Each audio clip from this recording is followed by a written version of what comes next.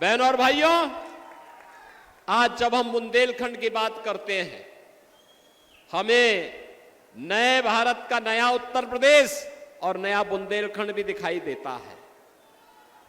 अब तो बुंदेलखंड बदल गया है।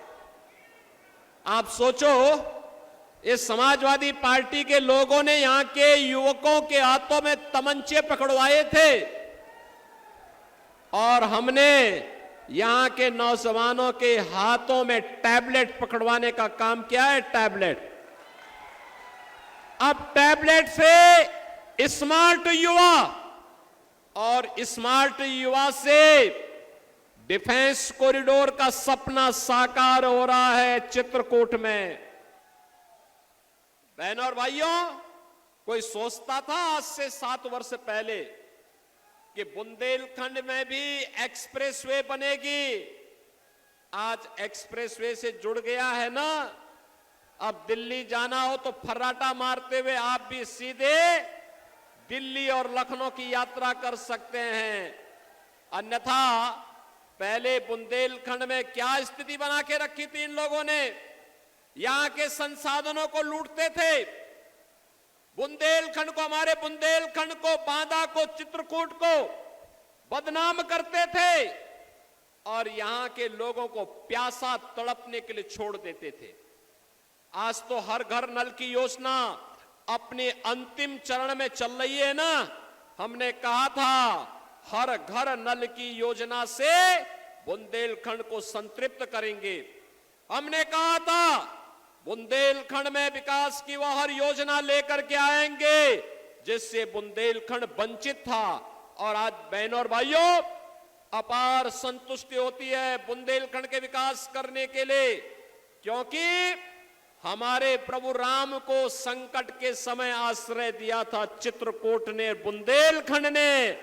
इसलिए उसके प्रति मोदी और योगी कृतज्ञता ज्ञापित करने के लिए विकास करा करके यहां के नौजवानों के चेहरे पर, यहां के अन्नदाता किसानों के चेहरे पर, यहां की माता और बहनों के चेहरे पर खुशहाली लाने के लिए पूरी प्रतिबद्धता के साथ कार्य करना चाहते हैं। बहनों और भाइयों, आज ये नया भारत है। नया भारत एक तरफ दुनिया के अंदर मोदी जी के नेतृत्व में भारत का सम्मान बढ़ा रहा है, दूसरी तरफ सीमाएं भी सुरक्षित हुई हैं। अब कोई दुश्मन देश भारत के अंदर घुसपैठ नहीं करता है। आज देश के अंदर आतंकी घटनाएं नहीं घटित हो सकती है।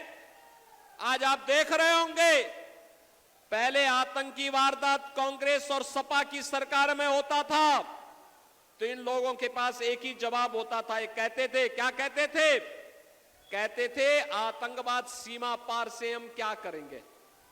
और आज थोड़ा जोर से भी विस्फोट हो जाए ना पटाखे का, तो पाकिस्तान सबसे पहले सफाई देता है कि साहब मेरा हाथ नहीं है, क्योंकि इसे मालूम है ये नया हिंदुस्तान है, ये नया हिंदुस्तान है, छेड़ता नहीं है। लेकिन अगर कोई छेड़ता है तो उसको छोड़ता भी नहीं है।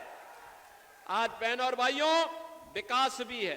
Expressway, highway, railway, 1 district 1 medical college और हर घर नल की योजना, डिफेंस कॉरिडोर भी है और विकास की वे सभी योजनाएं जो आज हर चेहरे पर खुशहाली ला सकती है, हर नौजवान को स्वावलंबन की ओर अग्रसर कर सकती है।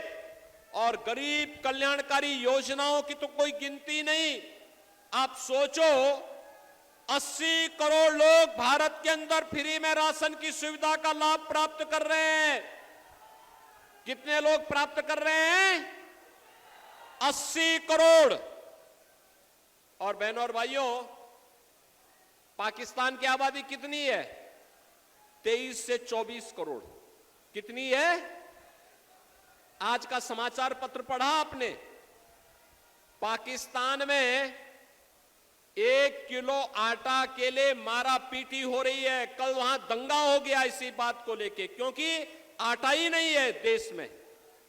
पाक अधिकृत कश्मीर में लगातार आंदोलन चल रहे, कह रहे कि हमें भारत का हिस्सा बनाइए, क्योंकि भारत में मोदी जी का शासन है और इसलिए हम भारत के अंदर खुशहाल रह पाएंगे।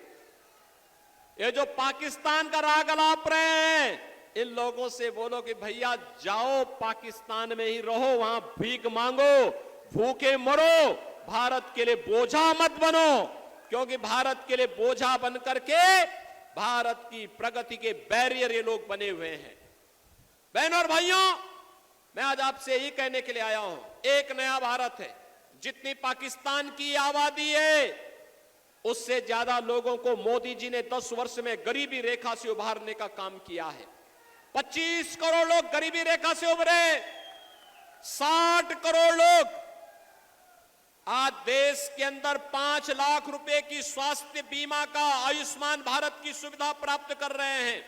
और हमने उत्तर प्रदेश में तो यह भी व्यवस्था की है कि अगर हमारा विधायक, हमारा सांसद, कोई पदाधिकारी या कोई पीड़ित लिख देता है कि साहब मैं बीमार हूं, आयुष्मान का कार्ड नहीं बन पाया है, उपचार कराना है, तो मैं जनधन अकाउंट में उसका सीधा पैसा भेजता हूं, कहता हूं उपचार कराइए, सरकार सारी देखभाल करेगी। बहनों और भाइयों, ये सारी सुविधा आज हम यूपी में दे रहे हैं। 50 करोड़ लोगों के जनधन अकाउंट खुल गए, 12 करोड़ अन्नदाता किसानों को किसान सम्मान निधि का लाभ, 12 करोड़ घरों में शौचालय का निर्माण, 10 करोड़ घरों में उज्ज्वला योजना का रसोई गैस का सिलेंडर और 4 करोड़ गरीबों को सिर ढकने के लिए एक आवास भी प्राप्त हो गया है।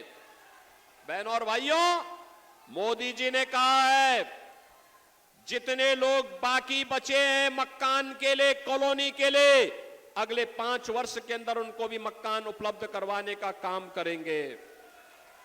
जिनके पास आयुष्मान का कार्ड नहीं, 70 वर्ष के ऊपर के हर व्यक्ति का आयुष्मान कार्ड बना करके उसे 5 लाख रुपए की स्वास्थ्य बीमा का कवर देंगे।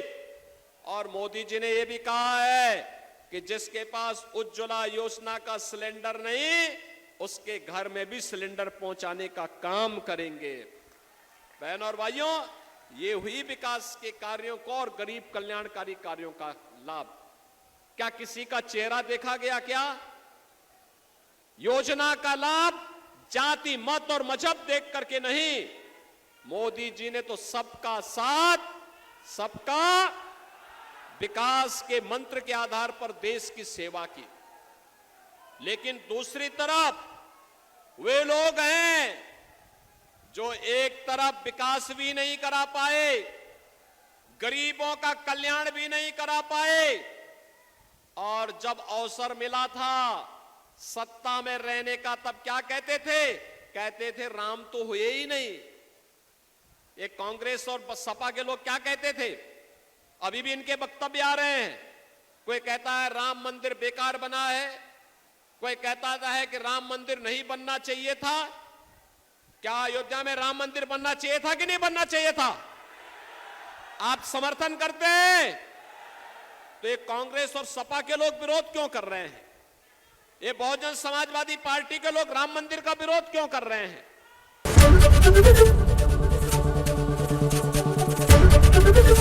एबीपी गंगा, खबर आपकी, जुबान आपकी।